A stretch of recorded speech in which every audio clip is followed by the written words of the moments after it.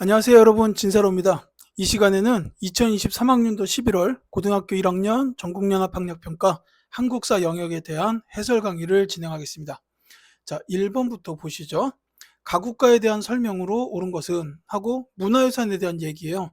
자, 장군 총, 요것만 봐도 사실은 이 나라가 나올 수도 있지만 만약에 잘 모르겠다 싶어서 뒤를 봤더니 광개토 대왕 릉비가 있어요. 자, 광개토 대왕을 기리기 위해서 건립한 비석이다라는 거죠. 그래서 이 나라는 바로 고구려입니다. 자, 고구려 하면은 연맹 왕국 때 그 제가회의 이런 것도 있지만 이제 그 고대 국가로 발돋움한 이후에는 소수림 왕의 개혁 정책, 율령 불교 태학이나 전성기 때 광개토 대왕과 장수왕의 영토 확장, 특히 장수왕 시기에 남하 정책과 평양 천도, 그리고 한강 유역 점령 이런 것들은 반드시 기억해 두시기 바랍니다. 자, 제가 말씀드린 거에 정답은 있었어요. 3번입니다. 자, 다른 선지들도 다 볼게요. 원수부를 설치한 거는 대한제국대의 일입니다. 경국대전을 편찬한 건 조선시대의 성종, 8만 대전경의 조파는 고려의 몽골 침입 때 있었던 일이고, 거란 침입으로 멸망한 나라는 발해라고 보시면 되겠습니다. 자, 2번 가조약의 결과로 옳은 것은, 자, 대한제국의 외교권을 박탈하는 내용을 담은 이 가조약이 체결된 중명전입니다 라고 나왔어요. 자, 외교권 박탈한 조약 뭡니까? 바로 을사늑약. 자, 이 을사늑약에 의해서 대한제국은 외교권이 박탈됐고, 또 한 가지가 있다면 통감 정치가 시작이 됐죠. 왜냐하면 통감부가 설치되고 이토 히로부미가 부임했기 때문이에요. 그래서 정답은 1번이 되겠습니다. 자, 삼별초가 조직된 거는 그 최씨 무신정권 시기라고 보시면 돼요. 물론 이 삼별초는 나중에 이제 그 원 간섭기가 시작될 때 그 개경으로 환도를 반대하고 이제 끝까지 항전을 하죠. 예. 삼선 개헌이 단행된 거는 박정희 정부 때, 임오군란이 발생한 거는 이제 구식군인과 신식군인들, 별기군, 그 신식군인과 이제 차별. 그래서 이제 구식군인들은 월급도 못 받아요. 그래서 이제 임오군란이 발생한 거죠. 그 다음에 육조 직계제가 실시된 건 조선시대의 태종, 이방원 시기와 세조, 수양대군이죠. 이때 육조 직계제 나왔습니다. 자, 여담이지만 이 중명전은 지금도 있습니다. 덕수궁 가면 있는데요. 여기 이제 1층 들어가 보시면은 뒷골이 확 땡깁니다. 이 을사오적들이 이 을사늑약의 모습을 재현하고 있어요. 그래서 을사오적들이 쫙 이완용, 이지용, 이근택, 박재순, 권중현 쭉 앉아 있어요. 뒷골이 확 땡깁니다. 정말로. 예. 근데 이제 이런 안 좋은 역사도 분명히 우리의 역사이기 때문에 알아두시면 좋겠죠. 자, 3번. 다음 자료를 활용한 탐구 주제로 적절한 것은, 자, 이자겸의 무리인 척준경 등이 문에 불을 붙이니 궁 안으로 불길이 번졌다. 자, 이거 이자겸의 난이죠. 이자겸의 난. 자, 그 다음에 승려 묘청이 이제 반란을 일으키고 서경을 방비하게 하였다. 토벌하게 했다라고 했죠. 요거는 이제 묘청의 서경천도 운동이라고 보시면 되겠습니다. 자, 그래서 요 이자겸의 난 그리고 묘청의 서경천도 운동을 가지고 탐구 주제라고 했는데, 요 이자겸은 고려 시대의 문벌 중에서도 가장 권력이 강했던 사람이에요. 그러니까 권력이 강하다 못해서 이제 난까지 일으키게 됐다라는 거죠. 이게 이제 이자겸의 난이고, 그다음에 묘청의 서경천도 운동은 당시에 그 금나라가 사대 요구한 거랑 관련이 있어요. 여진족의 금나라가 고려한테 사대를 요구했는데, 개경에 있던 문벌 세력들은 사대하자, 평화 유지하자. 왜냐하면 자기네들 기득권을 놓치기가 싫으니까 평화를 유지하고 싶었던 거예요. 근데 묘청 같은 서경 세력들은 우리는 고구려의 후예인데 무슨 말이냐, 전쟁이지, 이렇게 나온 거예요. 근데 이제 이때 그 서경천도 운동 결과 묘청 서경 세력이 결국 진압이 되죠. 이제 그러면서 이 문벌이 계속해서 이제 슬슬 썩어가고 있었던 그런 상황이라고 보시면 되겠어요. 그러니까 정답은 2번 고려의 문벌 사회의 동요라고 보시면 되겠습니다. 자, 신라말 육두품은 이제 뭐 최치원 같은 분들이 시무책을 올리지만 이제 채택이 안 되죠. 이제 그래서 이 육두품 세력들은 이제 당시 그 독립적 세력 호족들하고 이제 결탁을 해서 고려를 건국하는데 역할을 하게 됩니다. 그 다음에 이제 조선 전기의 사화는 훈구와 사림이 서로 대립하다가 훈구가 사림을 탄압하기 위해서 벌였던 사건들, 이제 그걸 사화라고 하는데요. 사화가 4번 있었지만 그래도 사림은 꿋꿋이 일어납니다. 그래서 결국 조선 중기부터 이제 주요 정치 지배 세력이 되죠. 자, 그다음에 탕평 정치. 요거는 이제 그 사림들이 붕당을 나눠서 붕당 정치하다가 환국을 거치면서 이제 반목과 대립이 심해지니까 이제 영조 정조 시대에 와가지고 이제 붕당에 구분하지 않고 공평하게 기용하겠다라는 이런 탕평 정치가 나오게 된 거예요. 자, 일제강점기 노동운동에 대해서는 2가지 정도를 기억하시면 되겠는데요. 1920년대에 암태도 소작쟁이, 이거 이제 암태도라는 섬에서 이제 소작민들이 너무 많이 이제 지주가 가져가니까 이대로는 못한다라고 해가지고 이제 파업을 한 거죠. 노동쟁이 사건이고, 그 다음에 또 하나는 원산 총파업. 이건 이제 원산에 있던 석유회사에서 일본인 작업반장이 한국인 노동자를 구타를 했어요. 그러니까 이제 다른 한국인 노동자들이 파업을 벌였던 이런 일이라고 보시면 되겠습니다. 자, 4번. 밑줄 친 이 전쟁의 영향으로 가장 적절한 것은, 자, 청해 침입으로 일어난 이 전쟁의 상황을 기록한 책, 인조가 남한산성으로 피난하는 과정, 삼전도에서 치러진 항복의식, 이런 것들이 나와 있다고 되어 있습니다. 자, 이거 병자호란이죠. 자, 병자호란의 영향으로 가장 적절한 건 뭐냐면 딱 하나 기억하시면 됩니다. 북벌론이 대두되었다라는 거예요. 1번이 정답입니다. 이 청나라가 여진족의 나라죠. 근데 이 당시 조선은 그 친명 배금, 여진족의 나라를 배척한다라는 외교 정책을 유지했어요. 그래서 이제 청나라가 침입을 해온 건데, 여기서 이제 조선이 이제 패하고 항복을 했는데도 명나라의 의리는 지켜야 되니 청나라를 정벌하자라는 이런 주장이 나왔던 겁니다. 그게 북벌론이죠. 자, 천리장성이 축조된 거는 고구려 때는 당나라의 침입을 막기 위해서 세웠고, 고려의 천리장성은 거란의 침입이 끝난 후 국경에다 세웠다. 이렇게 이해하시면 되겠고요. 이 간도참변은 청산리 전투가 있었던 시점에서 그 일본이 봉오동 전투 패하고 청산리 전투 패하니까 이제 그 독립군들의 근거지, 즉 간도 지역에 있던 한인들을 이제 집단적으로 학살을 한 사건이에요. 그래서 이제 독립군들은 만주에서 활동하기 어려워지고 결국 러시아로 이동하게 됩니다. 물론 거기서 자유시 참변을 맡게 되죠. 자, 이 쌍성 총관부가 설치된 거는 원 간섭기가 시작될 때였어요. 근데 이 쌍성 총관부를 공격하였다가 나오면 요거는 공민왕 때입니다. 매우 중요하기 때문에 다시 말씀드리자면 이 쌍성 총관부는 원 간섭기가 될 때 설치가 된 거고, 공민왕은 공격했다라는 거예요.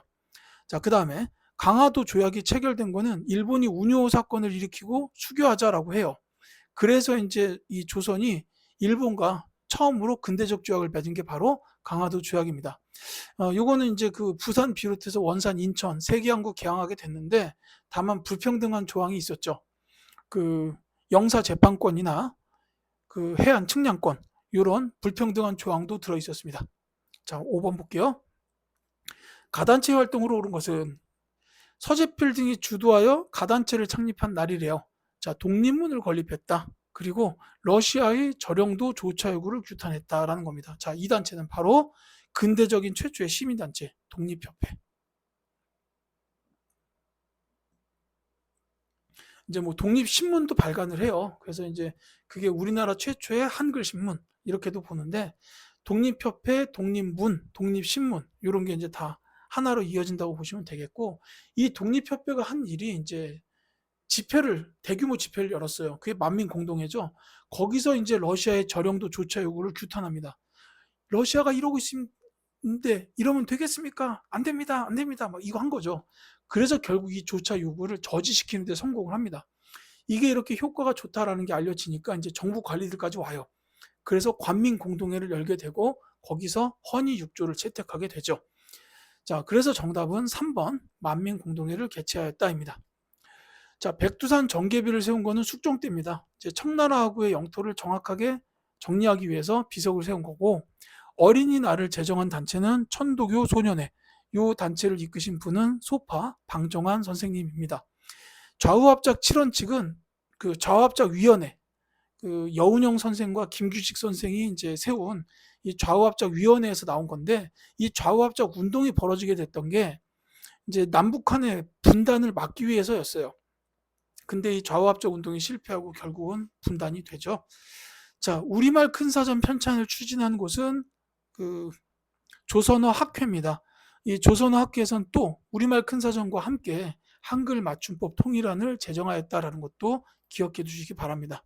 자, 6번. 가국왕에 대한 설명으로 옳은 것은, 자, 고려의 제4대 왕 가의 정책이래요. 자, 가가 추진한 정책을 분석해봐라 그랬는데,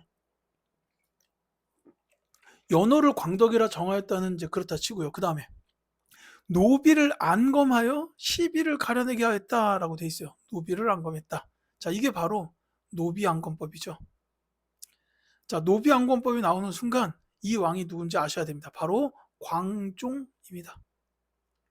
태조 왕건의 아들인 고려의 제4대 왕 광종이 노비안검법과 함께 추진한 거 바로 과거제입니다. 이거 잊으시면 절대 안 되죠. 정답은 2번입니다.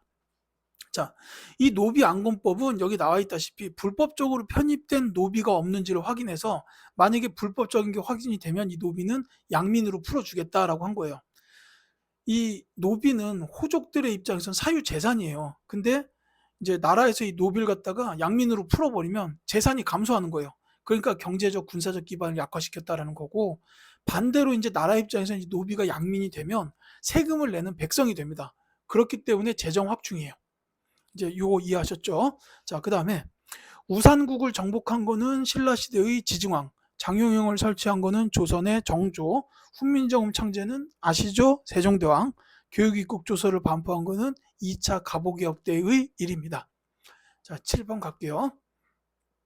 밑줄 친 이 시기에 볼 수 있는 모습으로 가장 적절한 것은? 하고 물었습니다. 자, 조선 태영령이 시행된 시기에 한국인에게만 태영을 집행하고 헌병 경찰을 동원하여 일상생활을 통제하였습니다. 자, 이 시기 언제입니까? 바로 1910년대 부단 통치 시기입니다. 이렇게 찍어 누른 거예요. 헌병 경찰, 뭐 태영, 이거 엉덩이 아랫부분 때리는 거죠. 그 다음에 공포 분위기 조성한다고 막 학교에도 선생이 칼 차고 들어가고 막 그 학생 아이들이 떠들면 막 칼 스릉 뽑고 막, 진짜. 예, 그렇고 경제적으로 봤을 때는 이제 두 가지를 기억하시면 돼요. 회사령, 회사 설립 허가제죠. 총독부의 허가를 받아야 회사 세울 수 있다. 이게 이제 회사령이고, 또 하나는 토지조사 사업이에요. 조사에서 토지가 이게 내 땅이다라는 인정받는 절차를 되게 어렵게 만들어놔요. 그래가지고 이게 이제 본인 땅이 확실한데 문서가 이렇게 잘 안 돼가지고 빼앗긴 사람들도 많아요. 예. 정답은 3번입니다만, 일제 진짜, 예. 자, 안시성 전투에 참여한 병사, 요거는 이제 고구려가 당나라하고 싸운 전투죠. 홍경래의 난에 가담했다. 이 홍경래의 난은 그 세도 정치 시기에 삼정의 문란, 그리고 평안도 지역 주민들에 대한 차별 때문에 일어난 민중 봉기라고 보시면 되겠습니다. 황룡사 구축목탑은 신라시대의 선덕여왕 때고요. 3.15 부정선거에 항의한, 요거는 이제 4.19 혁명으로 이어지죠. 그래서 이제 이승만 대통령이 하야하게 되는 그런 결과로 이어집니다. 자, 8번 갈게요. 자, 자료에 나타난 시기에 경제 상황을 물었습니다. 상평 통보를 독점하는 폐단이 더욱 심해지고 있다라고 돼 있고, 이제 두 번째 걸 보니까 송상이 갓을 만들 때 필요한 양태를 강진과 해남 등지에서 모두 사들여서 판매하고 있는데, 이렇게 이제 구하기 어려우니 도고로 인해 발생한 폐단을 바로잡아야 한다라고 돼 있어요. 자, 상평 통보라는 단어 보면 아시겠죠? 이게 이제 조선 후기인데요. 이제 조선 후기에 이 송상이 굉장히 부유한 상인 계층이었어요. 이제 송방이라는 각 지역에 지점을 설치해서 활동한 상인들이 송상, 이렇게 보시면 되겠습니다. 자, 조선 후기의 경제 상황인데 이때는 경제가 굉장히 많이 발전을 했죠. 그렇게 된 근본적인 원인을 거슬러 올라가 보면 대동법의 시행 때문이다라고 볼 수가 있어요. 정답은 2번이고요. 이 대동법이 시행됨으로 인해서 지방 특산물을 세금으로 내지 않았어요. 그러니까 이제 정부에서는 지방 특산물을 이제 전문적으로 납품하는 상인들을 이제 키우게 됩니다. 그게 이제 공인이죠. 그래서 이 공인들이 성장을 하면서부터 상품 화폐 경제가 발달하게 돼요. 이제 이 과정에서 상평 통보가 유통이 되기 시작하니까 이제 경제가 굉장히 많이 상업활동부터 해서 활성화가 됐다. 이렇게 볼 수가 있다는 겁니다. 이때 농업 쪽 면에서는 상품 작물의 재배도 활성화가 됐어요. 담배나 인삼, 뭐 채소 같은 이런 거 상품 작물 재배도 활성화가 됐고, 그 다음에 이제 그 수공업 쪽도 민영 수공업의 발전, 그 다음에 이제 광산 채굴 활동 같은 것도 이 시기에 많이 발전을 합니다. 자, 청해진이 설치된 건 통일신라 시기인데 이건 이제 장보고 기억하셔야 되고요. 전시과 제도가 운영된 건 고려 시대, 우경이 처음으로 보급된 거는 신라 때 지증왕이라고 보시면 됩니다. 조선 물산 장려회는 물산 장려 운동과 관련이 되죠. 1920년대에 있었던 국산품 애용 운동이다라고 보시면 되겠습니다. 자, 9번. 이 사건의 배경으로 오른 것은, 자, 쭉 읽다 보니까 이들은 미군이 강화도를 침입한 이 사건이래요. 자, 이거 보면 나와야 됩니다. 얘는 신미양요라고 보시면 돼요. 프랑스가 침입한 건 병인양요, 미국이 침입한 건 신미양요, 이렇게 이제 보시면 되겠는데요. 이 신미양요의 배경을 물어본 거죠. 이 신미양요의 배경은 제너럴 셔먼호 사건 때문입니다. 따라서 정답은 4번이에요. 제너럴 셔먼호의 선원들이 평양에서 약탈을 해요. 우리 저 평양 주민들 괴롭히고 막 물건 뺏어가고 약탈을 합니다. 그러니까 이제 주민들이 당연히 신고를 했고 평양 감사가 명령을 해가지고 야, 저 배 불태워라 이랬다는 거예요. 그래서 배가 불타고 제너럴 셔먼호 선원들이 죽습니다. 그러니까 미국이 니네가 뭔데 우리 선원들을 죽여? 하고서 이제 쳐들어온 게 신미양요예요. 이제 흐름 이어지죠. 참 이게 지네가 먼저 잘못해놓고 웃겨요. 예. 그리고 이제 병인양요도 있는데 뭐 시기상으로는 병인양요가 먼저죠. 이 병인양요 같은 경우에는 병인 박해, 천주교 선교사들을 박해했는데 이제 프랑스 선교사들이었어요. 그래서 이제 박해를 하니까 병인양요가 벌어졌다. 그 다음에 이제 제너럴 셔먼 사건에 의해서 신미양요가 벌어졌다. 이게 다 흥선 대원군 때 일이죠. 그래서 이제 흥선 대원군이 이 두 일을 겪고 나서 척화 비를 건립하게 됩니다. 이렇게 이어지게 된다는 거 기억해 주시면 되겠어요. 단발령이 시행되었다는 을미사변 때입니다. 을미개혁이죠. 정동행성이 설치된 거는 원간섭기 때 일본을 정벌하기 위해서 설치한 기구였는데 일본 정벌 실패한 이후에도 이 기구는 그대로 남아서 고려에 대한 내정간섭 기구로 이렇게 기능을 이어갑니다. 임술 농민봉기도 아까 홍경래난 말씀드렸는데 세도정치 시기에 일어났던 삼정의 문란 때문에 나온 농민봉기라고 보시면 되겠어요. 신군부 세력이 권력을 장악한 건 12.12 사태입니다. 박정희 대통령이 축 먹고 서거한 지 한 달 반쯤 지나서 이제 그 전두환 등 신군부 세력이 또 권력을 잡은 거죠. 자, 10번. 다음 자료에 나타난 운동에 대한 설명으로 옳은 것은 하고 물었습니다. 나랏빚이 1,300만 원에 달한다. 갑자라는 거예요. 우리 마을 사람들도 의연금을 냅시다. 나랏빚 갚자 이 얘기입니다. 따라서 이거는 국채보상운동 1907년에 있었죠. 나라빚 갚자 이런 운동인데 이 운동에 관한 가장 중요한 키워드는 글자 하나도 틀리지 않고 시험에 나옵니다. 대한매일신보 등 언론의 지원을 받았다라는 4번이 정답이에요. 이 글자가 하나도 안 틀리고 이제 여러 시험에서 출제가 됐으니까 앞으로도 여러분들은 모의고사 많이 봐야 되잖아요. 이제 기억해 두시기를 부탁드리겠습니다. 자, 현량과 실시를 주장한 거는 조광조죠. 현량과 실시나 소격서 폐지, 그 다음에 위훈 삭제 이런 거 주장했는데 이러니까 이제 그 훈구 세력들의 눈에 거슬렸어요. 그래서 이제 기묘사화에 의해서 결국은 죽게 되죠. 자, 치안유지법에 의해서 탄압받은 건 이제 1920년대의 독립운동가들이라고 보면 되겠습니다. 조선건국준비위원회가 주도한 거, 이거는 이 준비위원회가 광복 직후에 만들어져요.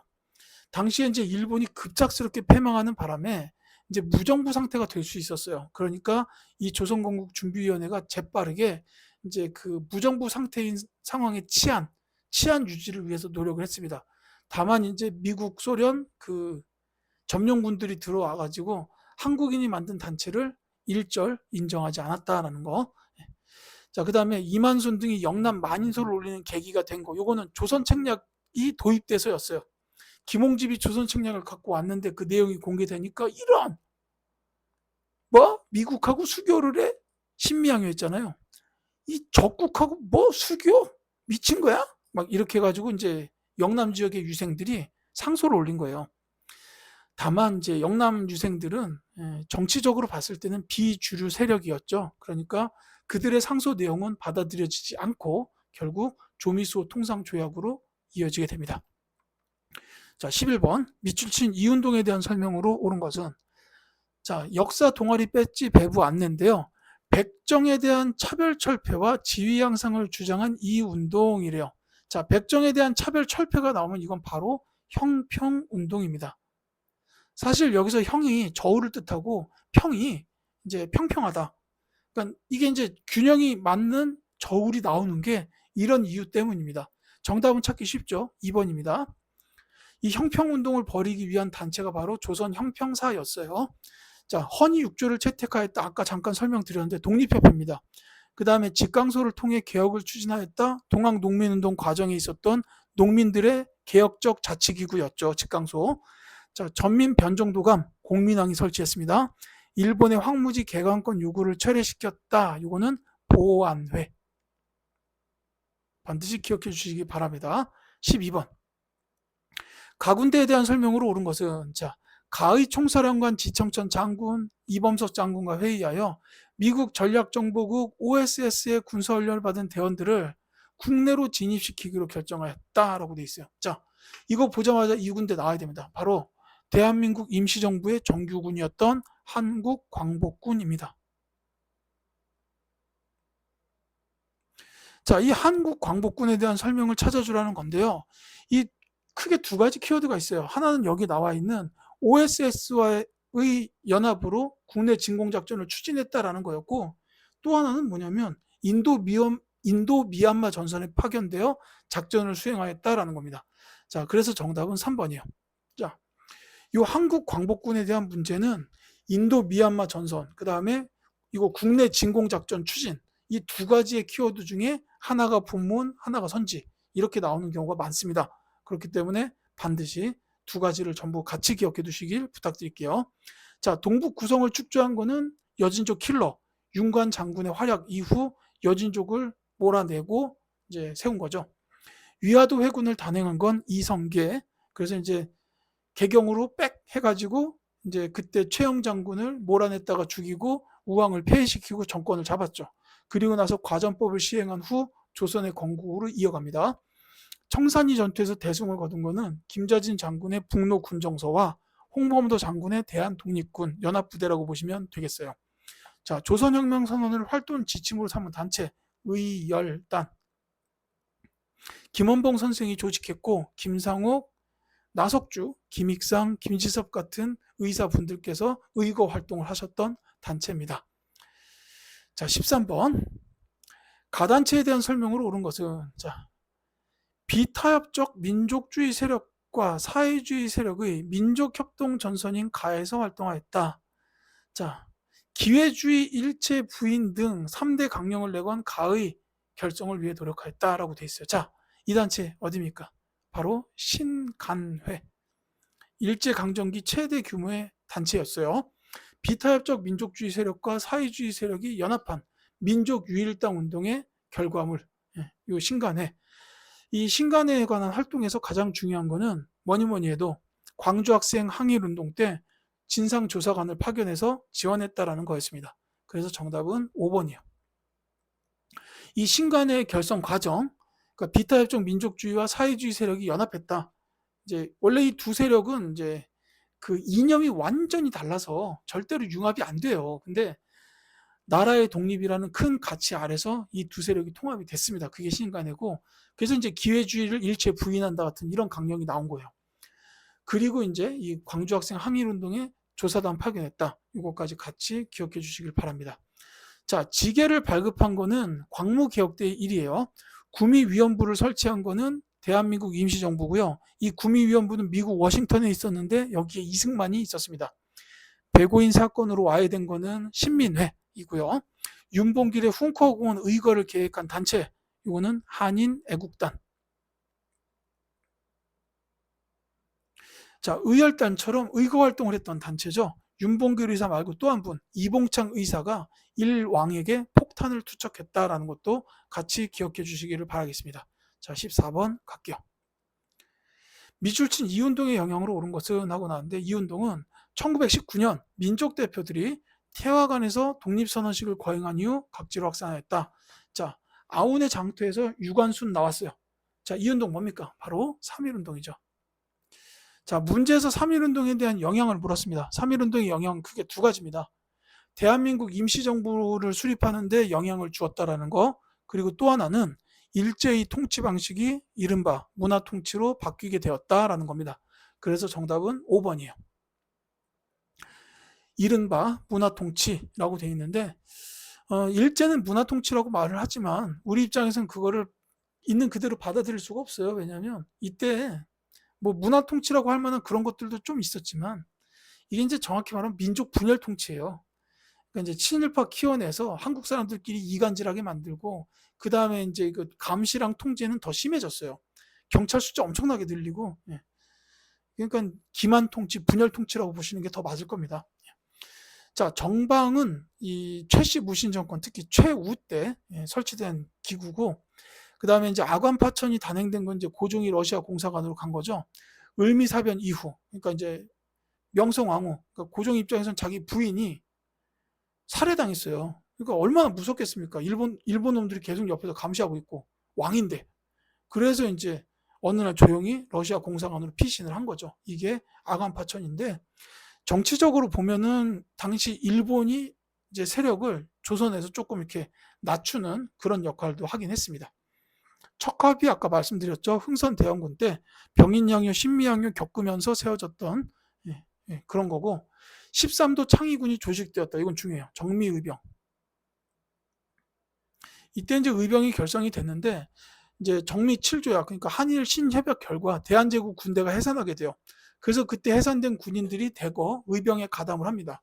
그래서 이 정미의병이 굉장히 규모가 커지고, 그래서 이제 13도 창의군 조직되는 거예요. 그리고 여기서부터 서울 진공작전이 이제 나오게 됩니다. 자, 이거 주의해야 되는데, 여기 한국 광복군 있잖아요. 이 한국 광복군은 국내 진공작전이었고, 정미의병은 서울 진공작전이다. 이렇게 이제 기억해 두시면 되겠습니다. 자, 15번. 가사건에 대한 설명으로 옳은 것은 하고 물었어요. 자, 김옥균, 박영효 등이 우정총국 개국축하연을 이용하여 일으킨 가.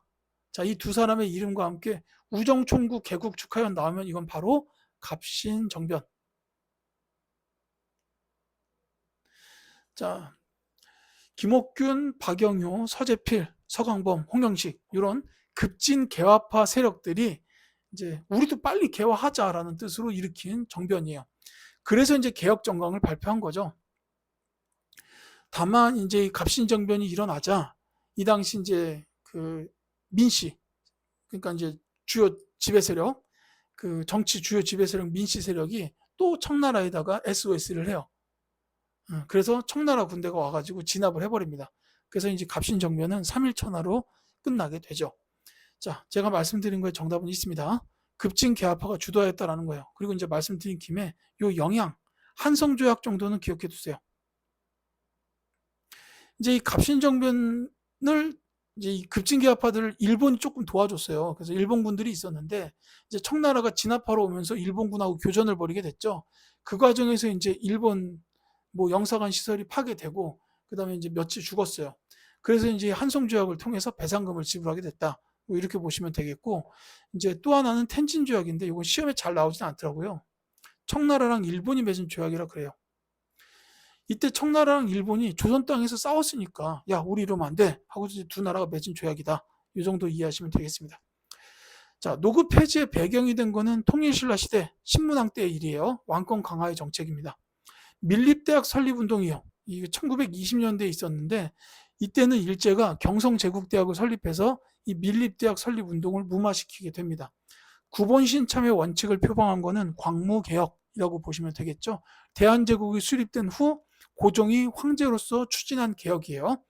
자, 윌슨이 제기한 민족 자결주의의 영향을 받은 것, 이거는 이제 3.1운동이라고 보시면 되겠습니다. 자, 다음 16번 볼게요. 다음 자료의 상황이 나타난 시기에 일제가 실시한 정책을 옳은 것은 하고 물어봤습니다. 오빠는 징용으로 끌려갔고 사람들을 전쟁터로 끌고 간다는 소문도 돌고 있었다. 순사랑 마을이장이 우리 집에 오더니 나를 어디론가 데려갔다. 중각의 무단장이라는 곳에 도착했고 일본군 위안부가 되어서 모진 고생을 해야 했다. 이렇게 나와 있습니다. 자, 징용뿐만이 아니라 뭐 이렇게 전쟁터 뭐 이런 것도 있죠. 위안부도 이제 이 문제를 풀기 위한 키워드는 될 수 있습니다. 요건 이제 1930년대 지금 본문에 나온 거는 국가총동원법이 시행됐던 시기에 대한 국가총동원법 관련된 내용이에요. 다만 이 시기에는 민족 말살 통치도 같이 이루어졌습니다. 국가총동원법이라는 건 이제 전쟁을 하기 위해서 이것저것 다 동원한다는 얘기예요. 뭐 물자, 뭐 쌀, 미국 공출 이런 것도 있고 뭐 금속 같은 것도 다 가져가고 그 다음에 뭐 이제 인력 수탈 지금 여기 나와 있는 뭐 강제징용이나 학도 지원병 그 다음에 여성 같은 경우에는 정신근로라고 하는 거죠. 이 위안부 이런 게 이런 일들이 이제 이때 벌어졌었어요. 그리고 이 민족 말살 통치 관련해서는 이제 전쟁에다가 한국인을 참가시키고 싶은데 한국인이 일본을 위해서 전쟁 싸워줄 리가 없잖아요. 그러니까 뼛속까지 일본인으로 만들려고 하는 거예요. 그래서 뭐 한국 시민 서사를 암송시킨다든지 그 다음에 일본식으로 성과 이름을 바꾸는 창씨 개명 그 다음에 신사 참배 이런 것들이 이때 나오는 거죠. 그래서 정답은 4번입니다. 한국 신민 서사 암송은 특히 민족 말살 통치의 대표적인 사례라고 보시면 되겠어요. 시험에 자주 나옵니다. 자, 별기군은 시직 군대죠. 통립 김무화문이 추진했던 개화 정책에 의해서 창설된 부대. 균역법은 영조 때 시행이 됐죠. 그 1년에 2필을 내던 그 군포, 그러니까 이제 군대 가지 않는 대신 되는 옷감이 1년에 2필에서 1년에 1필로 줄어드는 이제 세금 감면 정책이라고 보시면 되겠어요.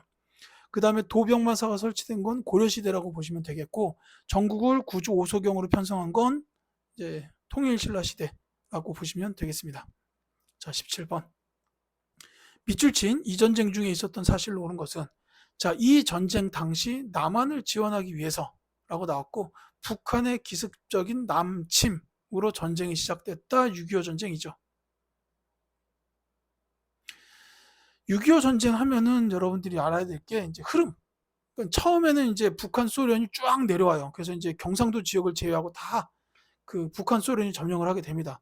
근데 이제 그때부터 그 인천 상륙작전이 있은 후에 전쟁의 상황이 반전돼요. 그래서 이제 인천 상륙작전 성공하고 이제 국군과 유엔군이 계속 밀고 올라가서 압록강, 두만강 지역까지 가게 되죠. 근데 그 순간 중국군이 참전을 해가지고 다시 밀고 내려옵니다. 그래서 이제 이때 여러분들이 기억하셔야 되는 게 인천 상륙작전. 그 다음에 중국군이 밀고 내려오니까 흥남 철수. 흥남 지역 빼놓고 그 밑에까지 전부 다 이제 그 북한, 소련, 중국군이 이제 점령을 한 거예요. 그러니까 육로로는 갈 수가 없게 된 거예요. 그래서 이때 배로 이제 대규모 수송 작전이 있었어요. 그게 흥남 철수입니다. 이때 막 그 민간인들하고 막 전쟁 물자 군인들 해가지고 막 이 수만 명 뭐 이렇게 성공을 했던 거제도까지 이렇게 철수를 시켰던 이런 작전이 이때 있었고요. 그 다음에 이제 일사후퇴. 이제 1월 4일 날 서울을 다시 빼앗기게 됐다라는 거죠. 이 정도의 키워드는 기억하셔야 합니다. 자, 정답 나왔죠? 4번이요. 자, 4군 6진이 개척된 거는 그 세종대왕 시기 국방정책으로 이제 압록강, 두만강 지역이 개척된 겁니다. 지금 우리의 영토랑 거의 같게끔요. 자유시 참변은 이제 간도 참변 이후 이제 그 독립군들이 이제 러시아 쪽으로 갔죠. 근데 이제 거기서도 자유시 참변이 일어나서 이제 독립군들이 희생되는 일이 발생합니다. 자, 운요 사건이 발생한 거는 이제 이건 그 일본이 강화도로 쳐들어온 거죠. 그래서 이제 강화도 조약을 맺게 된 거고, 산미 증식 계획은 1920년대에 추진됐다라고 보시면 되겠습니다. 이제 전부 6.25 전쟁 이전의 일들이네요. 자, 18번 가겠습니다. 다음 자료를 활용한 탐구 활동으로 가장 적절한 것은 하고 물었습니다. 자, 1차 미소공동위원회가 막을 올렸대요. 지금 미소공동위원회에 대한 이야기다라고 보시면 되겠습니다. 그렇다면 이거랑 관련된 게 뭐가 있을까라는 건데, 이 미소공동위원회가 있기 전에는 모스크바 3국 외상회의가 있었어요. 이때 이제 결정된 사항에 의해서 미소공동위원회가 열리게 된 겁니다. 그리고 이제 이때 뭐 관련된 키워드가 뭐 신탁 통치라든지 이런 게 같이 나오죠. 그래가지고 이때 막 좌익 세력과 우익 세력이 서로 대립을 하게 되고, 그 다음에 이제 좌우 합작 운동이 일어나게 되고, 이제 이렇게 가게 되는 겁니다. 그러니까 이제 모스크바 삼국 외상회의가 먼저고, 그 다음에 1차 미소공동위원회, 좌우 합작 운동, 2차 미소공동위원회 다 결렬되죠. 그래서 이제 유엔으로 이 한반도 문제가 넘어가게 되고, 거기서 남한만이라도 총선거를 해라라고 이렇게 결정이 돼요. 그래서 이제 50 총선거가 나오는 거죠. 어쨌든 정답은 5번 모스크바 3국 외상회의의 결정 내용을 분석한다라는 겁니다. 자, 금난정권의 폐지. 이건 신해 통공 정조 때 있었던 일인데, 이제 시전 상인들이 갖고 있었던 금난정권, 난전을 이제 자기 지역에서 벌이지 못하게 하는 권리였어요. 근데 이걸 없앤 거죠. 그래서 상업활동 장려한 거다, 이렇게 보시면 되겠고, 삼정 이정청이 설치된 배경은 임술농민 봉기 때예요. 그러니까 백성들이 먹고 살기 힘들어서 봉기를 일으킨 거라, 이게 이제 삼정의 문란 때문 아닙니까? 이제 이렇게 보시면 되겠습니다. 60만세 운동의 계기, 이건 잘 나왔네요. 이 60만세 운동으로 인해서 민족주의 세력과 사회주의 세력이 연합할 수 있겠다라는 그 가능성을 발견하게 돼요. 그래서 이제 몇 가지 시험 과정을 거친 후에 신간회가 창립이 된 겁니다.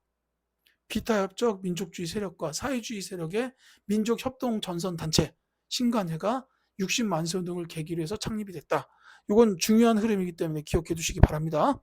경제개발 5개년 계획은 박정희 정부 때 추진이 됐죠. 자, 19번 갈게요.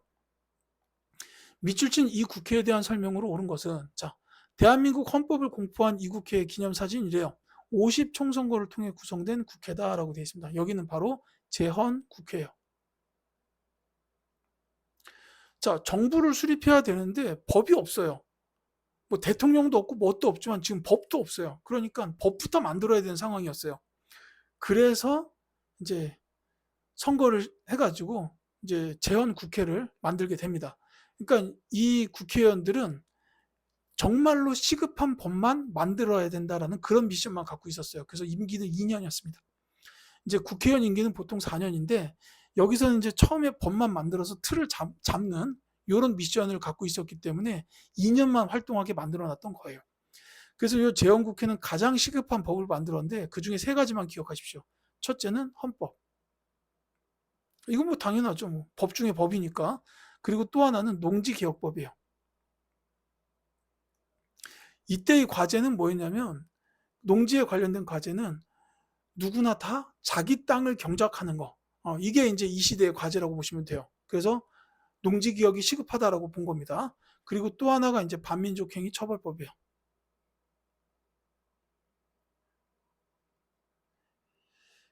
우리나라가 이제 광복을 했죠. 그렇다면 이제 일제에 빌붙어서 먹고 살았던 그 친일파들 잡아 족쳐야 돼요. 2번 다시 역사에서 그런 일이 생기지 않도록. 그래서 반민족행위 처벌법을 먼저 제정을 했던 겁니다.